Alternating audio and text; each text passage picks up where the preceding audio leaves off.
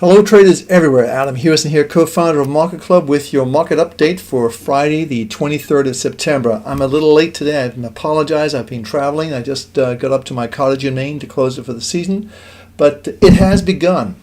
If you're not over 110 years of age, and who is, you have no living experience of what's ahead.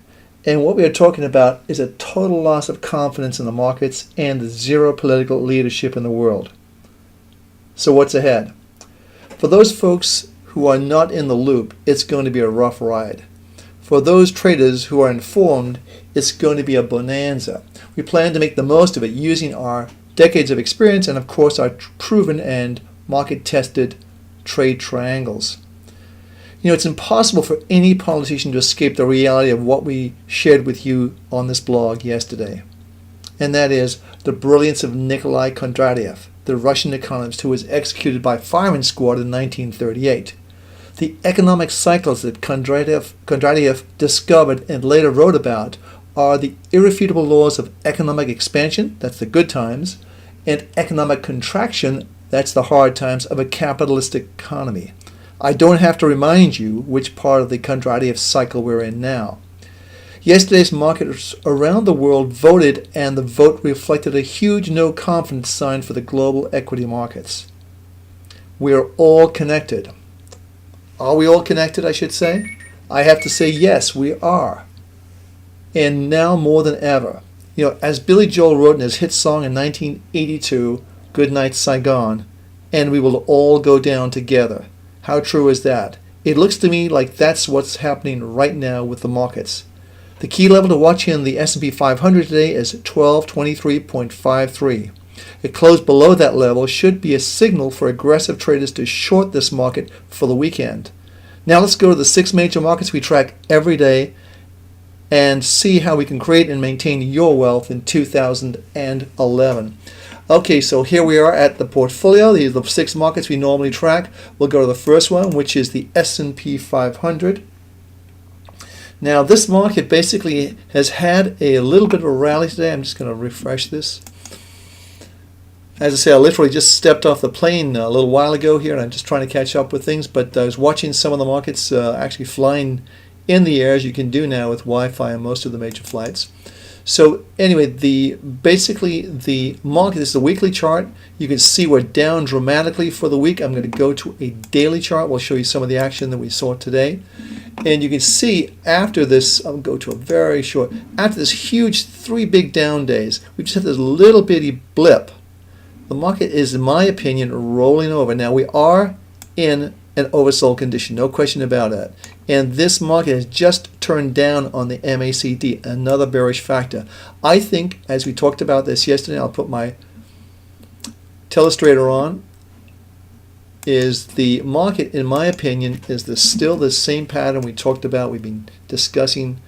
And actually, I want to tighten it up because you see it better on a much smaller chart. And let's go to like a 2-year. And this is the chart here. So here we have the market coming down dramatically. First of all, there's the head and shoulders we talked about. Here's the neckline. We've been you can look at our videos. We've been talking about this. The target was down to around about here somewhere. We kind of got that. You measure from the highs to the lows, projected down. I think it came in right around there. So we did see a rally. The rally stopped pretty much where it should have done on the Fibonacci number. And now this formation is a negative formation. This is a flag formation. Very, very negative. Not a continuation pattern to the upside. It's a continuation pattern to the downside. And I think later on in the day, if we see more pressure coming into this market, we go into a negative territory around about 3 o'clock, which is about half an hour from now, or maybe 3:15, I think you'll start to see selling coming into this market. Nobody wants to go home long this market for the weekend. The odds just aren't there. And I do think we're going to see the market come down and probably test this level here right around the 1,000 to 950 area. That's our next target zone on the downside. So generally speaking, the little blip we've seen after the humongous down days is nothing to be concerned about. I think we'll still see this market under pressure later today. Either way, it's going to close lower for the week, which is the important thing in terms of the trends. Speaking of the trends, let me just take this off the screen and let's go to our trade triangles, and just to show you what they are, just click on this level here, and we'll move this up here, and you can see all of our trade triangles, starting with the monthly from 12.58. The last one was 11.36. The market's trading 11.35, so you can just get in right now pretty much where the market gave us a last intermediate term sell signal, and 11.88 is on the daily. So you can see the markets are very, very much in line with the major trend, which is still down. So let's go to our next market. The next market we're looking at, of course, is silver. And silver actually looks really surprisingly bad. It has gone from a plus sort of 50 or 60 down to a minus 100. This is really shaking a lot of people up. You can draw a couple of trend lines here really easily, one of which is right here, and I'll scope this out for you.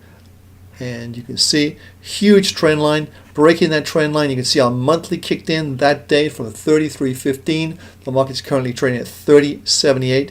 This is why these monthly trade triangles, you can see just looking at these trade triangles just how important they are. Because if you look at the trade triangles, let me just take this off the screen and pull my telestrator up. And you'll see on these trade triangles, they don't come along that often. The monthlies especially. Here's the monthly right here, and there's the last monthly. So we were in this market from, let's say, May, and that's 2010, all the way through till September 2011. So long, long, long swing. I think the price is around 18 something or other. You can check it out with our blog when we got in. In fact, we can do it right now. I'll show you how to do that really easily. So let me take this off the screen, clear the screen, and all I have to do is just, it's on actually May 3rd, 1874, and we got out at 33.15. Very, very nice profit, as you can see. So looks negative. I would not want to be long this market. You could say we could look at this in terms of a Fibonacci retracement, again using our Fibonacci tools, and pull this down to here. And you could say, yes, we're very close to this 61.8%, but nobody is going to go home long this silver market over the weekend. The odds just aren't there. And this has been a big blow to a lot of the silver bulls. And with that, let's go to our next market, which of course is the gold. And gold hasn't fared much better. It's kind of surprised a lot of people. However, unlike silver, that does have that negative connotation right now, gold has not seen that. Now, I'll draw a couple of things in. One, I'll draw a trend line. And you can see our monthly is still very positive on gold. I'll draw the trend line in here. So you can see we're still above the trend line. And I'll also, let's scope this in a little closer to maybe a year to date. And let's put the Fibonacci in and see what that comes into. So if we go from the Fibonacci highs down to here, we're right at the 61.8%. Now this presents a much better picture to me than silver, simply because one, it's above the trend line. Two, it has a positive monthly trade triangle, which is the long one. That's from 1430, which is a huge, huge move. And second of all, it's come back into a Fibonacci retracement. And if I'm guessing correctly, it's probably way oversold. Yes, it's way oversold. The other thing that's a little bit negative right now is the MACD, which is still down. So I don't think it's going to be anytime soon you want to jump in front of this market. But let's give it some time to consolidate, and maybe we'll see a pop back up to maybe the 1750 area. But overall, this is not a very positive picture. We talked about the double top, which was right here. Whoop, take that off. We talked about the double top, which we alluded to quite often, which was right here. And that was really the first indication that the market was running out of gas when it didn't make a new high and didn't sustain a new high. So coming down like this, I think we'll still see maybe some action maybe around this area, maybe a little lower. But generally speaking, I think we definitely have to consolidate if we're going to see another move higher. We were calling for the high in gold in Q3. I think for the moment, we have to say it's happened. So let's take this off the screen and go to our next market. And the next market we're looking at is crude oil. Crude oil, as you know, we've been bearish on this market, and rightfully so. And that traded today, got down to as low as 77.56. breaking through the 80 barrier, which is a very psychological barrier. Now this does not look good if it closes down at these levels, and I'll show you why if we go to weekly charts. And we're doing a weekly update tomorrow, so stay tuned for that. If you look at the weeklies, this looks again like a very similar pattern, and let me get my telestrator on here. Very similar pattern that we've seen before. Here's a kind of like this type of pattern. We've sketched this out before. Then you have a down like week like here. You have this pattern like this. Then you have another down week like this. So I would imagine that next week we are going to see some pressure coming into this market, possibly going down to a bit lower. But generally speaking, again, nobody wants to go home long crude oil this weekend. It's not going to happen. It's generally speaking, the trend is down.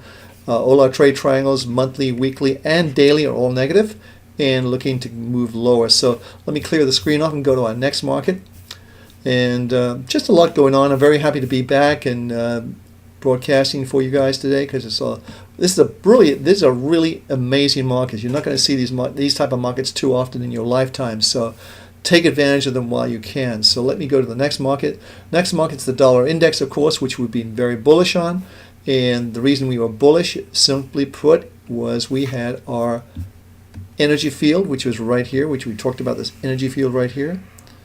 And we had the breakout. I'll just draw this very quickly, which I keep showing you, 76.10.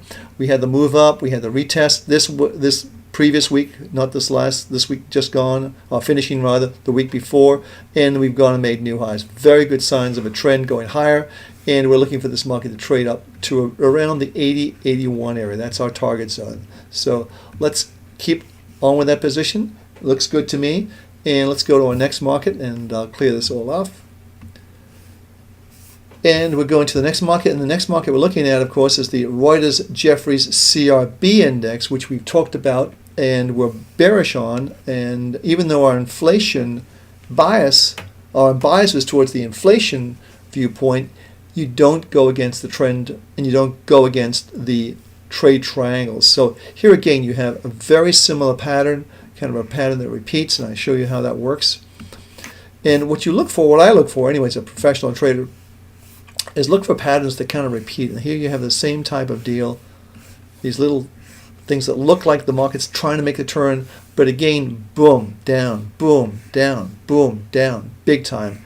Now, let's see if we take this off the screen, how far. This is a weekly chart, so we're going to look at a daily chart, but let's see how much this can go in the future. So let me clear everything off the screen once more.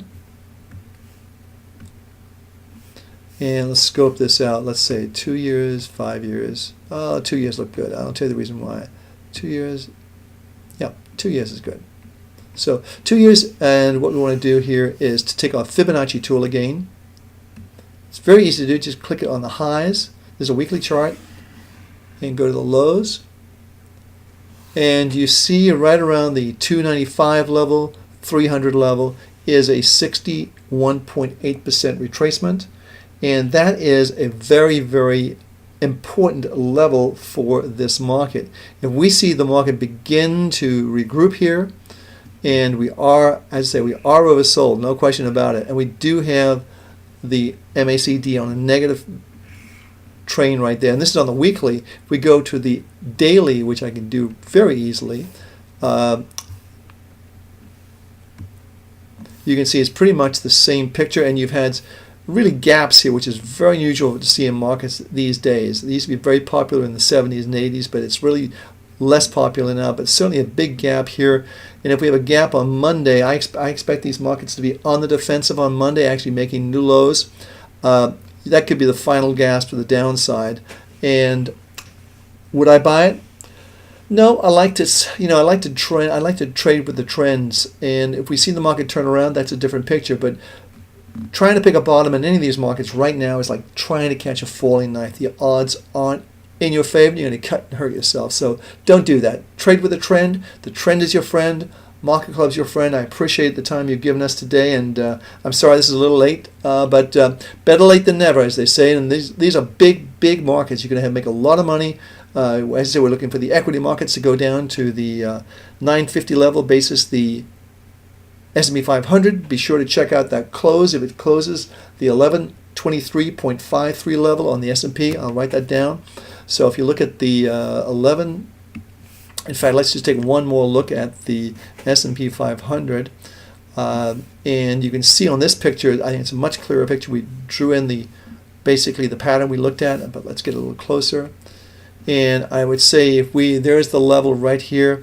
Today's low was 1121.30, so obviously we have to sort of come back down and see some pressure later in the day. But I would say if we close down for the day, even that to me is going to be a negative close, especially this weekend, because there's a lot of people very, very nervous about the markets. And I think if we close towards the low, that's not a good sign. So, hey, this is Adam Hewison. Enjoy the weekend. Be sure to check us out tomorrow. We'll have an update, a weekly update on what we see in the big market, the big picture. And as always, thank you for using Market Club if you're a member. And if you're not a member, check it out. Hey, I'm Adam Hewison from Market Club. I'll see you tomorrow.